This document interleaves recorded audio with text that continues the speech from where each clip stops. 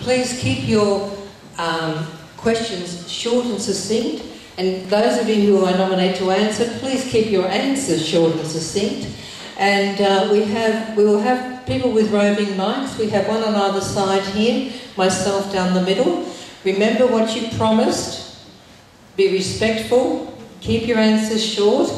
And can I also ask that if the same themes have been covered, let's not go over that territory again. Now, Larry here spoke to me when he came in earlier. He mentioned to me that he had been involved in the Oval Car Park some years ago when it was rejected. Then I think there would be value in a couple of quick comments from Larry. If you grab that microphone, Larry. Well, thank you. Can you hear me at the back? Yes. This is an enormous audience. Congratulations. Okay, thank you. Now, by the way... we do have a bell, and if those of you who are deaf, we do have a gong. So it's not in any disrespect at all, other than the fact that we do need to keep it moving. So Larry, over to you. Thank you, Madam Convener, if I may call you that. I hate using the word chair. You've only got a minute, Larry. I don't like addressing a piece of furniture.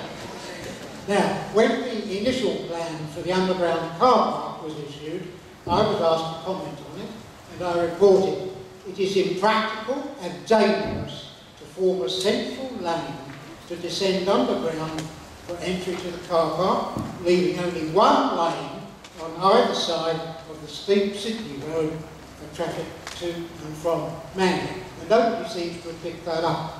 What is worse is exiting into Raglan Street, a narrow road built for a bullock cart. Again, with traffic moving up and down from the town. And I said that the whole suggestion, and remember, I was only asked and given details of the car park, that it should be abandoned as it was crazy. Now, there was no mention at that stage of demolishing the multi-storey car park.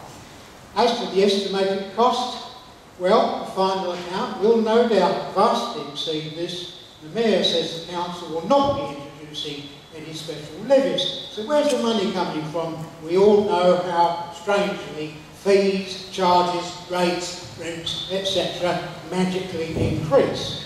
And the truth of the matter is that Manly 2015 is fiscal insanity. Thank you, Larry. Thank you very much. Thank you. Great comment. Okay. How about a referendum?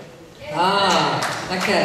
You know, the only challenge with the referendum is it can only be held with the council election, and that's 3 years away. The gentleman at the back, can you just... Thank you.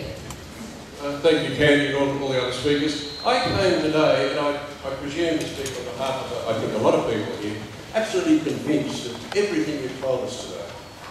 What I came today for was to get out of this horrible depression that's developed because of what appears to be the insanity of the council. And what I was looking for today, to get me out of that depression, was what are you proposing that we could positively do? We're sure to be positive.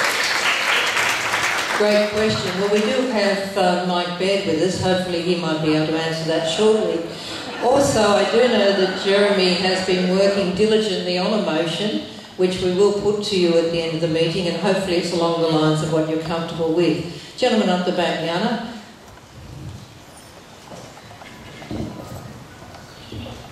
My understanding from listening to developers is they usually require 20 to 25% profit margin, and to make a project workable, they would never consider anything less than that. We've got 1.6%, that's assuming 5% interest rate is held.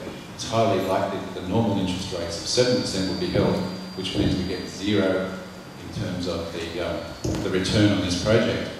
I guess my question is there anybody like to comment further on the changes that might take place to make this completely unviable and cost us money right from the beginning? Thank you. I don't think we'll address that. I think it's been covered very well, but it's very important to ask those questions. We've got Craig Whitting here, who's a former councillor who was on the original council when this was evolved. Craig? To the panel, Craig Whitting, past councillor. The reason why I've got this question is the last council, we stopped the funding for the 2015 project. What's changed? And before you answer that, we stopped it because we gauged the community, getting back to Jeremy's comment, and the community didn't want it.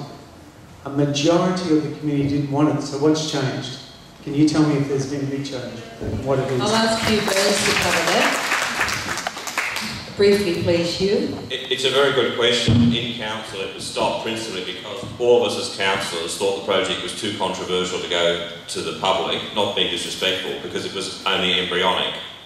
Now, since the council election, with the re-election of the Liberal Party as the dominant party on council, they've decided they wish to go ahead with it again.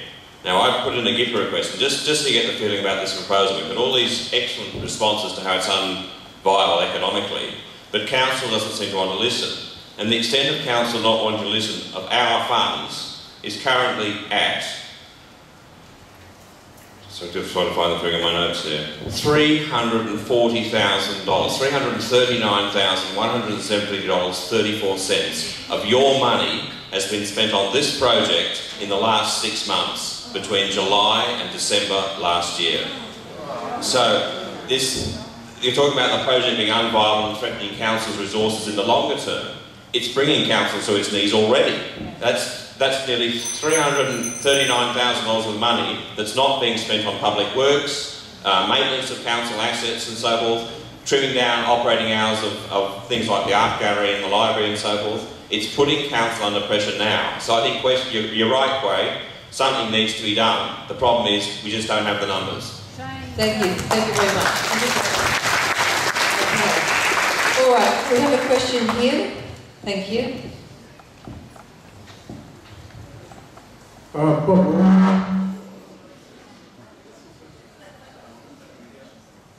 Morgan is my name. I'm a resident of Baird. I'm just looking at those numbers that you came up with earlier. If we've already got 442 car spaces, what's the 760? Take off the 442, you're still ain't going to have 318. You're going to spend all that money just to get 318 car spaces. I mean, let's face it. I think those megalomaniacs that are running this thing, they want to get their act together. No, we agreed, no personal comments, thank you. Okay, comment here. And thank you for keeping your responses short, that's fantastic. Uh-oh, he's coming to the front of the room. Now, I have to warn you that we can turn the microphones off. That's nice. First of all, my name's Hugh Freeman. I'm for Manly, not for Manly 2015. And I'm going to repeat this when I end my little speech. I'd like to refer to one of Jeremy's opening remarks in which he says that we don't know what the future financial situation is. But we do. You've only got to read last week's newspaper, look at television, and you'll know that in 2016, Ford closes in Geelong. In 2017, Toyota closed in 2017, and Alcoa probably will close this year. Isn't it ironic that here in Manly we have a federal member of Parliament who is the Prime Minister, who is in Canberra at this very moment, trying to find ways to save money for us so that we can pay our way in the future. And yet we have a council flush who is profligate and just willing to use our money like lolly water. I'm glad we have Baird here. He's the State Treasurer. He will know more about the economy and what's going to happen in the future, and I'd like to invite him either to take my place now or to be holding this in a few minutes' time. Thank you very much, Hugh. I think we'd like to hear from a few more people first, and then we'll give Mike an opportunity. I'm just passing the microphone to Sue Sacker, former Mayor of Manly. Another Manly public meeting. Wonderful, okay.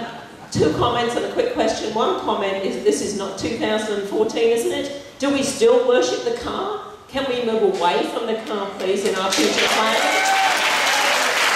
How out of date can we be? We're supposed to be, we were, very environmentally advanced council. Why would we be demolishing buildings when you can restore them? It's the first principle of environmental sustainability. You don't demolish, you reuse. So we're going out, environmentally, we're going out the door backwards. But I do have a question, and it is for Councillor Griffin, James Griffin, and congratulations on being brave enough to sit up there. Why are you voting for this nonsense?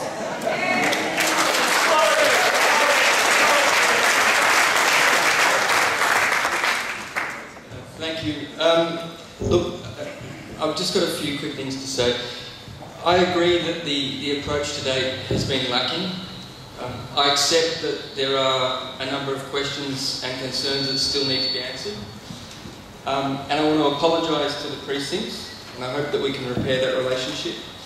But I do want to take the opportunity to let you all know that a motion that was put up in June by myself and another Liberal councillor was one that in fact put in place a number of measures to bring back these reports, slow down the process, and have a bit more of a detailed conversation about what was happening. And I'll say one other thing. I'm a first-term councillor, like Councillor Bingham, and Mike Baird gave me one piece of advice. He said, community comes first. That's it.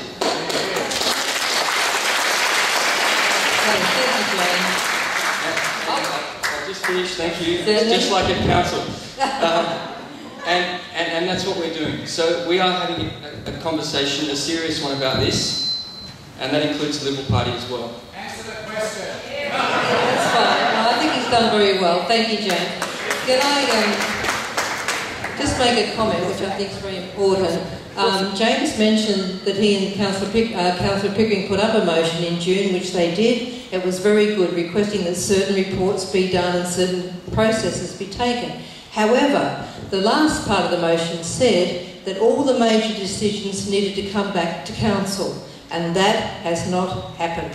What the General Manager has done is he's taken the due diligence reports, which were lodged with the Division of Local Government to get capital expenditure approval to build the Oval Car Park before the councillors even saw the due diligence report. So I'm sorry, that is not right.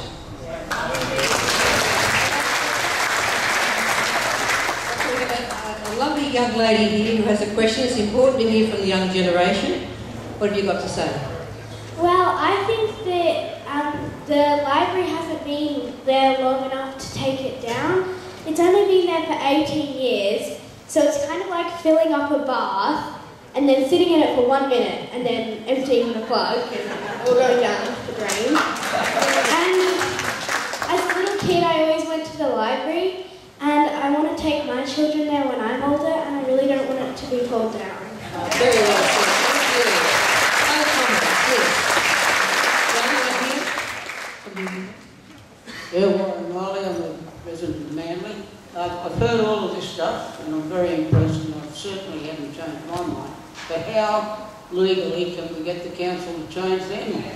We don't want it, we pay the bills, so surely we've got to say. Well, I'm sure Mike will have a comment on that. Okay, one here, thanks, Yana. Hi, my name's Gary Brown, and we have put in 2 objections to 2015 on behalf of a group of local Manly business people. The group are John and Stanley Roth, Tim Peterson, John Humphrey and John Webb. To date, Council has chosen not to reply to our objections.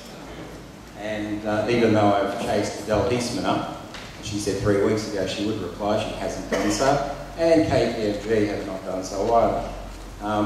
The one thing in the KPMG report we do agree with is that no private developer would ever do this plan. We are actually more critical of these reports than anyone on that committee. We feel that it's going to be a major loss upon starting, basically. And we did find it intriguing too. In the first set of reports we said it was going to be a loss. Then the figures were substantially changed. But the KPMG report is fundamentally wrong. And there will be a loss from this plan.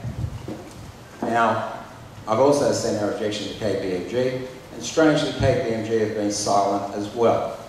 No one seems to want to reply to our criticism of this plan. Also, we found it intriguing that between the first set of reports and the second, suddenly 220 car spaces were to be removed off the street to help make this viable. When I talked to council staff as late as yesterday, there was in fact no knowledge of exactly how many car spaces would be taken off the street or which streets would in fact lose those car spaces. We can't seem to find all the detail of this plan on the website or basically with council staff. Thank you, Gary. Thank you very much. Can I also mention, I'll come up back here too. Can I also mention that the Good for Manly website, if you're looking for anything, you'll find it there. All the independent reports, all the council reports, whatever we can get our hands on. It's probably quicker to go to the Good for Manly website than to try and find anything on the council website. Now, we have here Murray Sharp. Murray is quite an expert, just behind you there, Murray. I think you have some comments. Thanks, Candy. This is a question, but there's a bit of information here, so sorry if it takes too long. How would the financial viability of the car park project be affected if the cost assumptions made in the KPMG report are understated?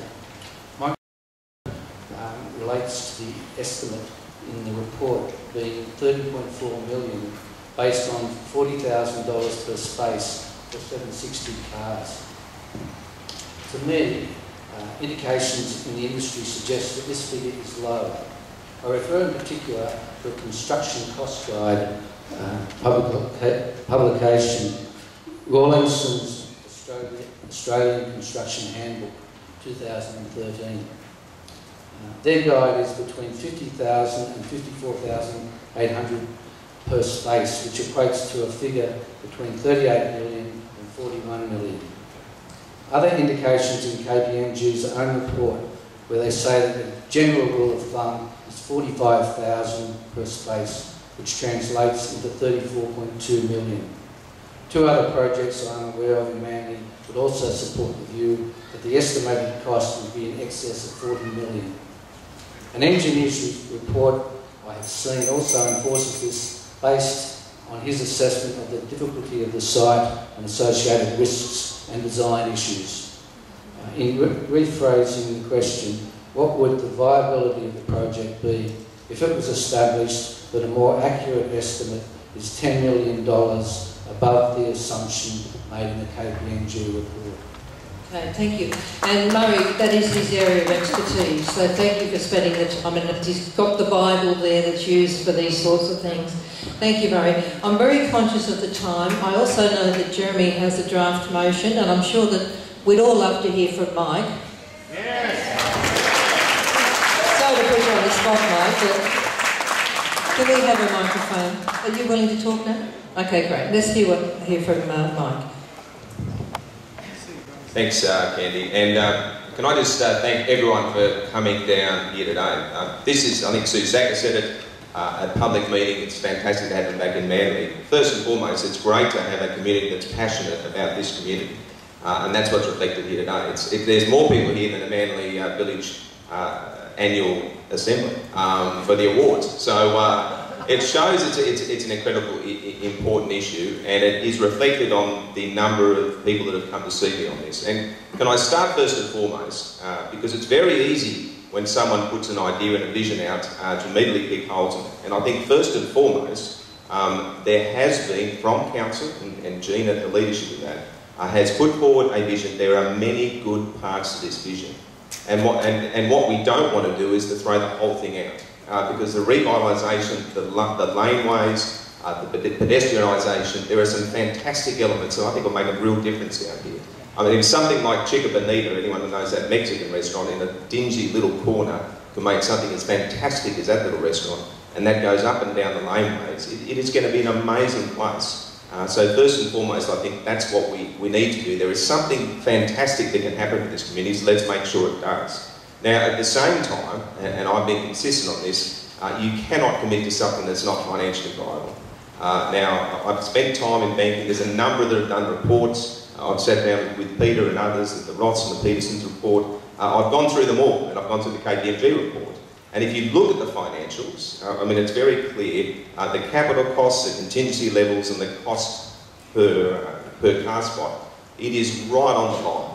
Okay, so in terms of the viability of the project, it's right on the line, which means the developers don't do it, which means that if anything goes wrong, there's real risk. Now, I've said to council, I've said to Jean, and I've said to everyone involved that you need, if you want to proceed with anything like this, there has to be financial security and viability, because as it sits at the moment, it is too marginal.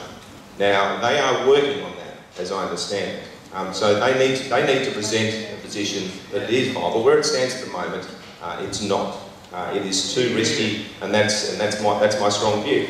Now, it doesn't mean that it can't be done, but it does require council to address those significant concerns. It should never in any way, shape or form be open to risks or someone getting a cold that costs too much, interest rates go up, anything like that can send the project not viable, which means ratepayers are burdened with it. So there has to be a sensible financial plan that comes with it, and council, and through James, I mean James, as he said, is someone that stood up in council because he wants to look after this community. That's what he's pushing for in council, and that's what all council have said. And Jean has said to me, she would not pursue this plan if it wasn't financially viable.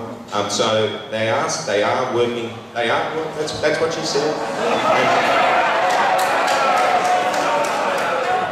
I mean, listen. I mean, that is her passionate belief. That's what she said, and I back her in that. But you know, there is more work to do. Okay, and what the process is now. Let me quickly respond.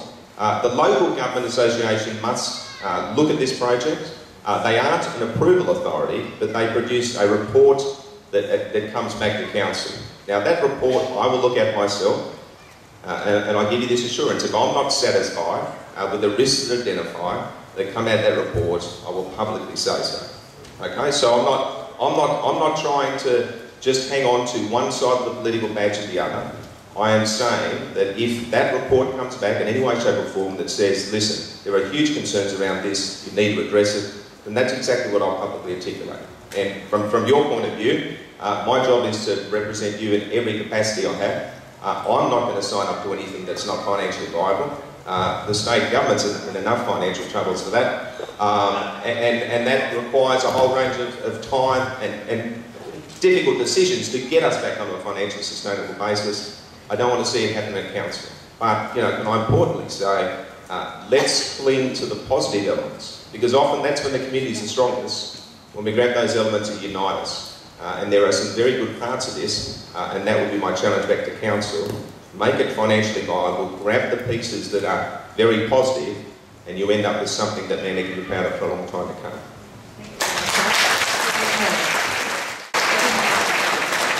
Sorry, and just one last thing, and I know I couldn't divert, but it's got me so hopping mad. One of my ministers said something about Cabbage Tree Bay. Can I assure you that in no way, shape or form will there be any fishing in Cabbage Tree Bay?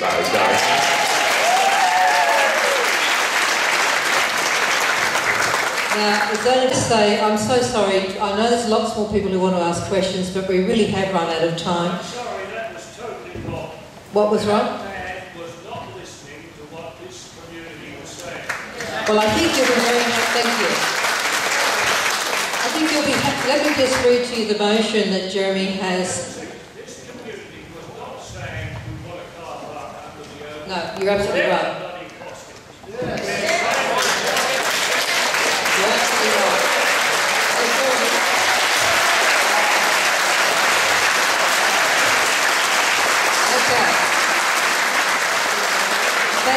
Thank you. I think you've absolutely articulated what this meeting is about.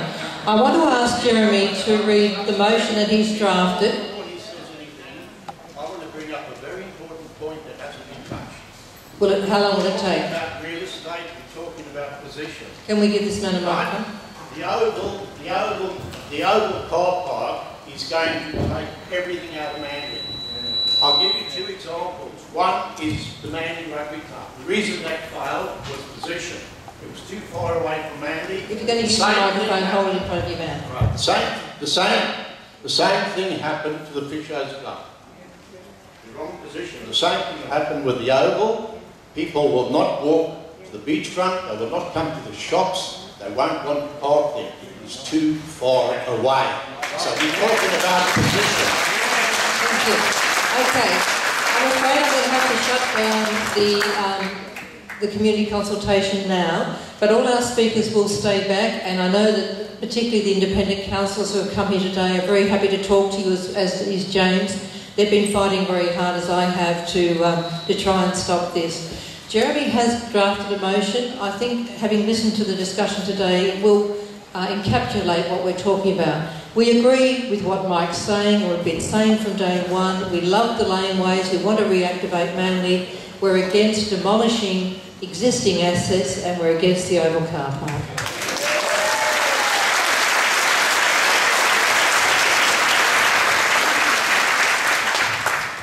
Well, that's it, ladies and gentlemen, and that's what I put in a motion in two parts. One part directed to the council and one part directed to Mike. The first part is this, and I think this encapsulates what's just been so clearly expressed.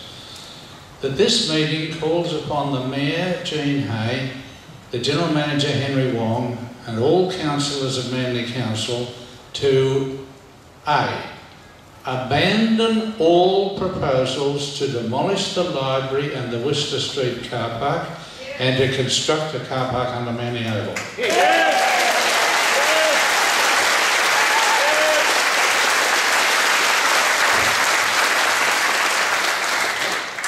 And B, calls upon the council to properly investigate with full public disclosure and community consultation alternative proposals for a viable village centre in the Market Lane Triangle, retaining existing infrastructure.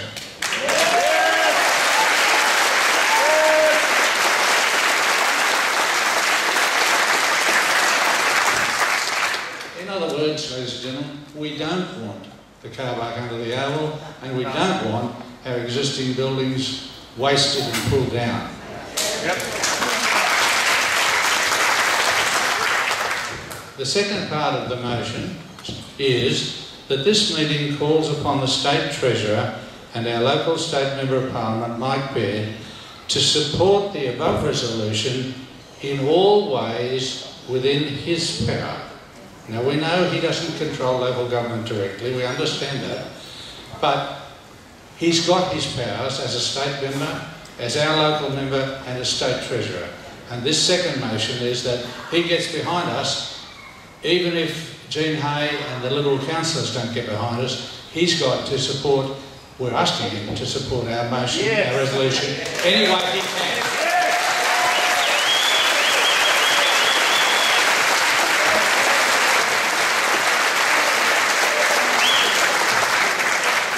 I move that motion. Okay, good. So I think it's pretty clear. Can I have a show of hands of anybody who is against the motion? That will be easier. Okay, so I think I can safely declare that unanimous. Thank you very much. And thank you, Gerald.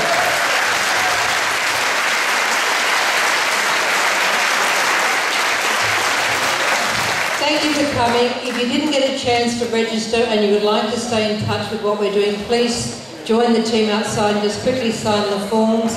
Thank you for your assistance. Thank you to all our speakers today. And thank you for the Good for Manly Association for being behind this today.